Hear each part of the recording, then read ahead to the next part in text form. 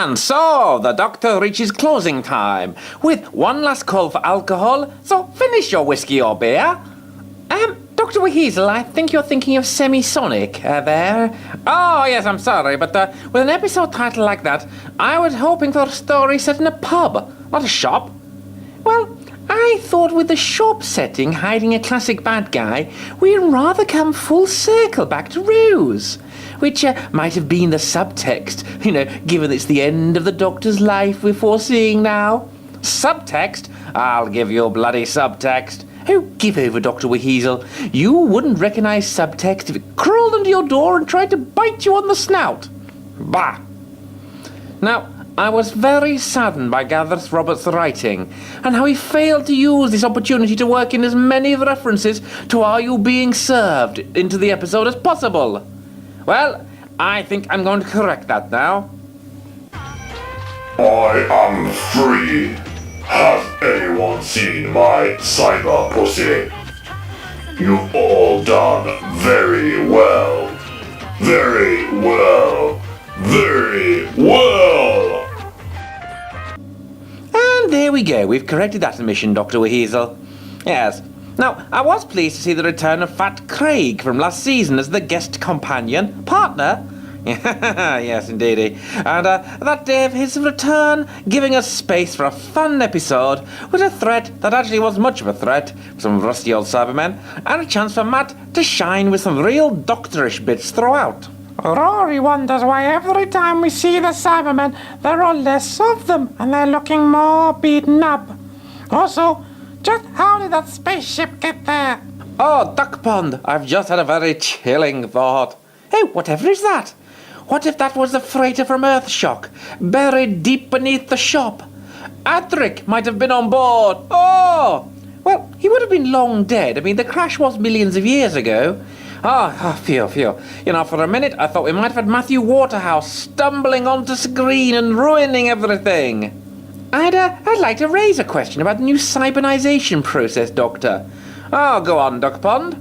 Well, in Doomsday and all the other episodes, we've seen it's a quick process, just like a vasectomy. Snip, snip, snip, lots of blades. Oh, the sniper snip, as it were.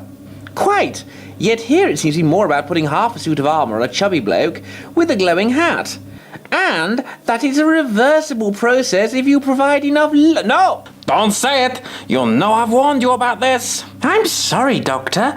Craig was saved through the power of love. Rory feels sick to his seventh stomach. Are you okay, Dr. WHeasel? I've been better. I think I just threw up tomorrow night's time risol. Anyway, the L word aside, I like the return of the Doctor's baby speaking powers. All praise to Dark Lord Stormageddon. Who I will now go out on a limb and announce that Lord Stormageddon is the big bad for Season 7. I wouldn't place any money on that, Doctor. Now, I remain a little confused as to where Rory and Amy were when we saw them in the episode, in their personal time stream. Yeah, it's a good point. I mean, are we literally at the day before the Doctor's death? In which case, did Amy already have a modelling career? And is that the flesh Amy, not the proper Amy? Do cosmetics even work on pseudoderm? Given how many questions are unanswered at this point of the season, Doctor, unless next week is 45 minutes of the Doctor just sitting down and answering them, one after another, I suspect we may never know the answer to this one. Rory liked the supporting cast, small but effective. Although sad Rory got no lines at all. Would have liked to see Rory fighting the Cybermen with a frying pan. Actually, now you mention it, me too. Okay, right. Well, zero room of cool time again. And in this episode, there was only one really standout thing. It has to be the Dark Lord Stormageddon, or Alfie to his friends. Next season's big bad baby. Okay, so the romp of an episode with Craig was a neat spot of Doctor sitcom without going too wacky. Chuckles and thrills throughout. And then at the end we get 5 minutes of the arc tacked on. Oh, give over, Doctor. It was just about right to set up the beginning of the impossible astronaut. Although I feel, Rob, that in the suit is not little girl River. I mean, how is this going to tie into the little girl ringing Nixon? Is she in the lake from 1969 to 2011? It just makes no damn sense. Oh, and the silents are back. Oh, yawn. I was more excited to see that flash of a Dalek in next week's episode. More interesting a foe than the old forget-me-nots. But let's face it, all the players and pieces are in place.